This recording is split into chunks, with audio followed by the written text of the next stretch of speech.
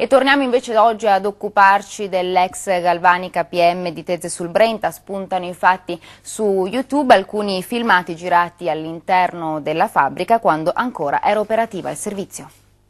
Sono ora visibili anche su YouTube i quasi 2 minuti di riprese girate nel febbraio 2002 all'interno dell'ex PM Galvanica di Tezze sul Brenta, nel cui sottosuolo è presente un'ingente concentrazione di cromo esavalente e di altri metalli pesanti.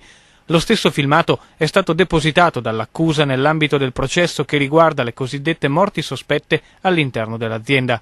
Il video si apre con l'inquadratura delle vasche delle diverse fasi di lavorazione, immagini commentate da un testo nel quale si parla di condizioni infernali di lavoro per i dipendenti e si mettono in evidenza ulteriori aspetti.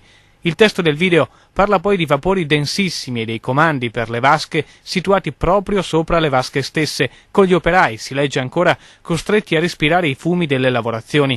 La didascalia del video racconta anche dell'assenza di aspiratori sopra le vasche stesse e si concentra poi, supportata da immagini, sul pannello dei comandi di aspirazione, comandi che al momento delle riprese risultavano spenti, compreso quello riportante la scritta aspiratore acidi.